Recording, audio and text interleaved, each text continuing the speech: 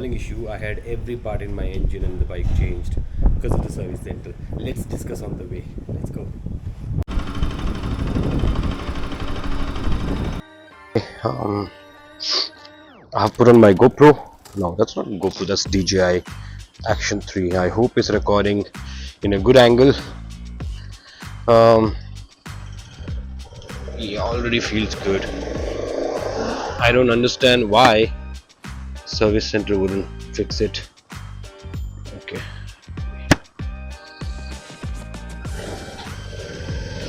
You see, it's moving smoothly. The moment I give acceleration, the bike just moves very smoothly. I don't feel any lack of power. Feels that bike is holding back and don't want to go further. I don't feel that. And maybe if we find a road, we'll do a stretch and see. Yeah, if we find an empty road, we will try to go as fast as we can, given that the road is empty. And oh yeah, and I also fixed my rear brakes. So when I apply rear brakes, they were hardly working. So when I opened it and checked, the brake pads were fine, but the oil is completely gone, and I had no time to change it. So I actually and there was air leak as well. So I fixed it. Now the brakes are working fine too. You see the bike is going so smooth, and it's been 3 years. You won't believe it. Sometime before COVID, I had the issue of stalling in my bike. So my bike just wouldn't go past 6,000 RPM unless I change gear. Then it picks up again and slow. Well, it doesn't even ride fast and normal. I gave it to the service center. Since then, I kept giving it to them multiple times. Escalated the issue to the management level of Bajaj. Can you imagine the pain that I had to go through? Now, even after giving it to them, to the management level, they always kept coming back saying that the bike is modified, or the random reasons that makes them feel that they are correct, and the bike has issue because of me. And I don't care really. I've already told them, irrespective of what is the cause, I want the bike to be fixed. I want the issue to be fixed. Oh yeah, bike is running crazy. Yeah. So I gave my bike more than 10 times. I think more than 10 times to service center just for this issue. And every time they take my bike, they replace the starter motor, they replace fuel pump assembly, and most of the part. One time they replaced my clutch set, and the clutches were fine. They were not burnt out. They were not burnt or gone bad. Oh, the traffic. Oh, okay. Someone is taking a turn. It's not really traffic. We don't consider this as traffic. After going through a lot of traffic every day, this road now feels free. Anyways, so yeah, that was the case with service center. And recently, the last 2 times when I gave it to them, they kept telling me wiring harness is gone. I need to change the wiring harness, and I don't even think they were putting an effort to understand and resolve the issue, because they are taught and trained based on the SOP. That's all I understand. That if this issue occurs, you check the wiring harness. If that issue occurs, you check the throttle body, or this issue and major service, or basic service. I think they're just trained to do that. None of the guys would want to put in their mind and soul to fix a bike's issue, which has come to more than 10 times. So I decided to open, since last time also they told me that they have fixed the bike as much as possible. They told me this thing, that they have fixed the bike as much as possible. The bike will run now, but wiring harness needs a change. Wiring harness has issue. I think my camera angle is bad. I don't know, but I feel it. A little this is fine. Okay, let's see.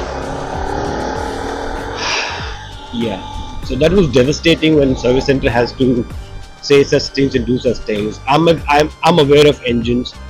I'm aware how electronics work, and engine works on a bike, and a little bit on a car as well. Now, if you tell me that issue is with something else, even though the issue is with not something else, um, that hurts because I'm spending my money, my hard-earned money. RS is my favorite most bike. I have GT, Duke, and other bikes you guys seen on the channel. I've got a couple of cars, but RS is one of my most favorite bike because of the way it rides, because it's nimble, agile, and very amazing to ride on street. In the city or even on highways. Being 200cc small engine, it packs a lot of power that can take you places. And then every time they kept billing me 8,000, 16,000, 14,000, 20,000, just for changing whatever parts they think might have gone wrong, and they don't have any regret because I pay them, they do it, and then they close the job sheet. My bike stayed there for more than 2-3 times for 20 days without being worked. So that was the aggression that I had on a service center, that I decided to do it myself. And since we have already opened our channel again, so we just wanted to see and make a video also to show it to you guys, and to also learn and understand what is the actual issue. Excuse me, ladies.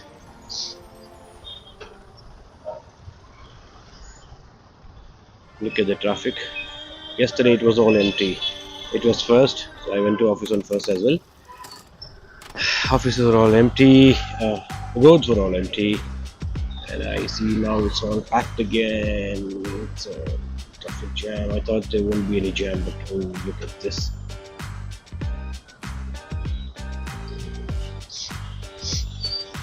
I hope my camera is recording well and mic is working.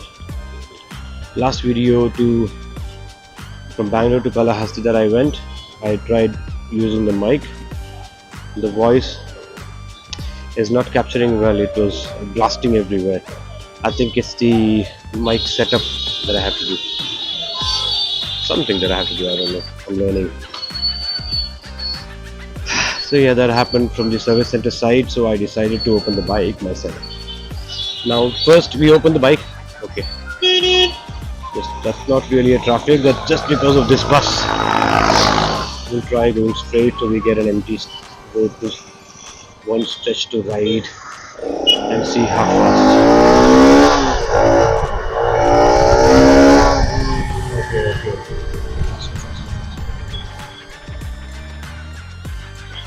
Okay. Oh, God. Oh, that's bad. I didn't like water road. Okay, let's go.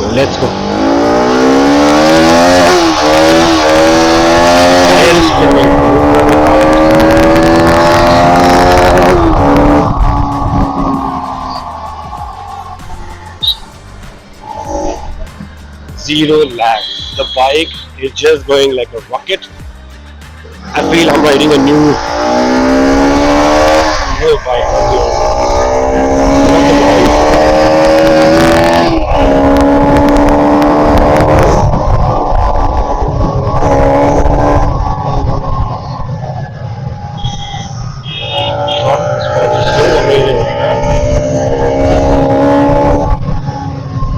I used to take out this bike 15-20 days, once in 15-20 days because of the issue, because I don't know, I had this thing in back of my head that I'll open the bike, see what is the issue and fix it. At least we'll know what part has gone, so I can ask them to fix that, only that part.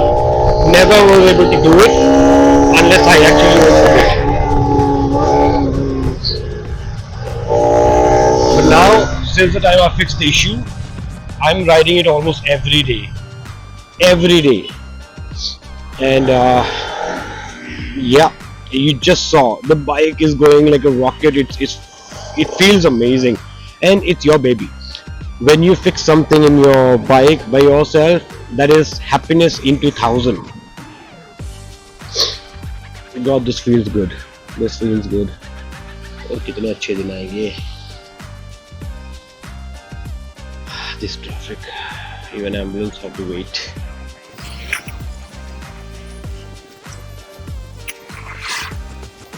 The moment I started riding, previous clip, it was I think after crossing that water on the road, and when I revved hard and wanted to go fast, my tire was literally spinning even on the second gear.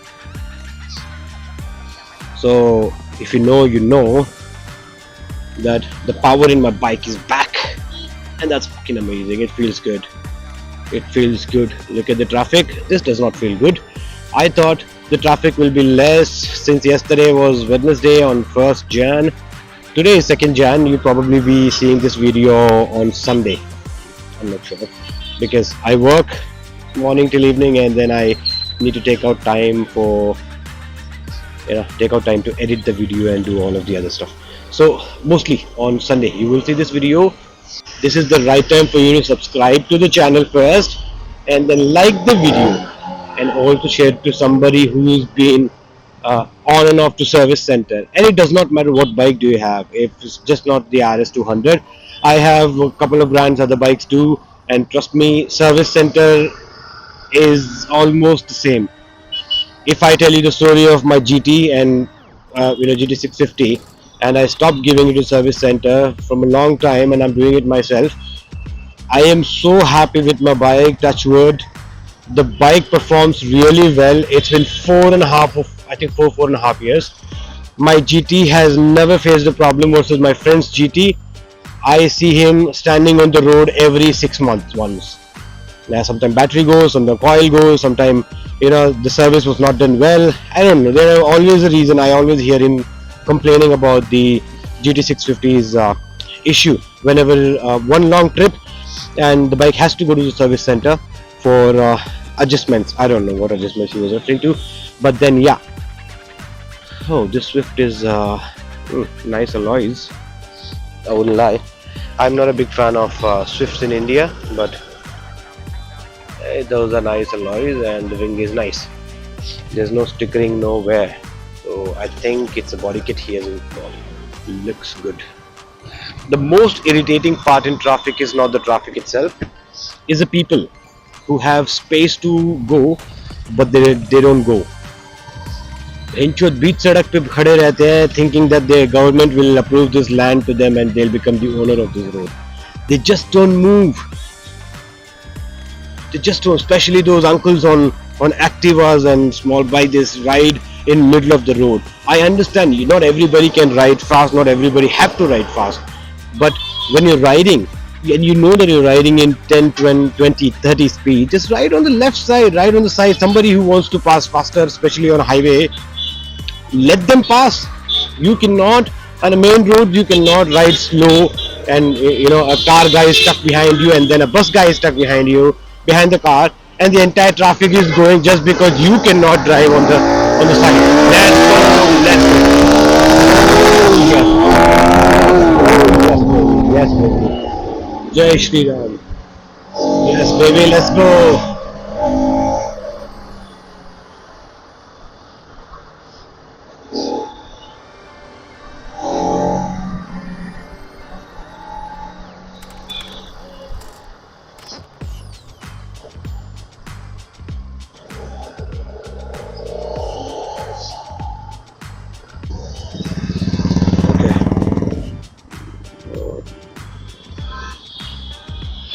All right, let's go. First gear, let's go.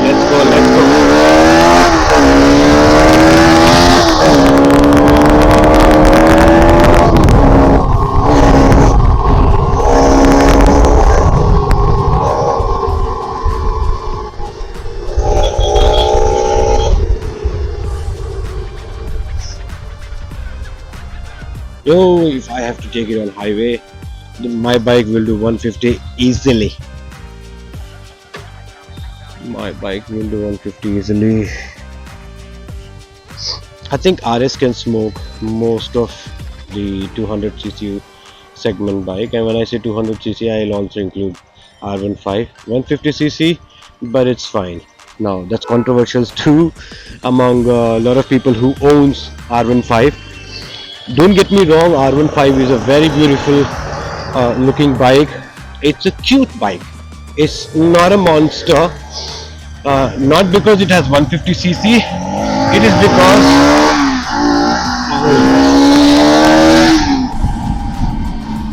It is because the power and Yamaha being Yamaha, they always give a small displacement with more power. Now this one has 24 and a half horsepower. Oh, oh, that was surprise.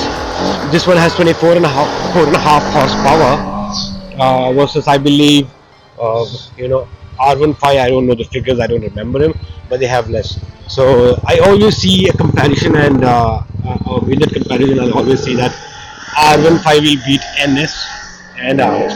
Now I own NS and RS, and I have ridden all the versions of R15, and trust me, on highways within the city it all depends, and I don't recommend you even racing and trying to understand if it goes fast or not. But on highways there's no way you can touch NS200 and especially RS200. Yeah, if your bike is able to go beyond 153, you will be able to beat RS200 after a certain point of time, after a long stretch. But otherwise I don't think so, but that's just me. Your thoughts, you can put it down in the comment section down below. You let me know if you have an R15 ever beat RS200 or NS200 or any 200 bikes on this street.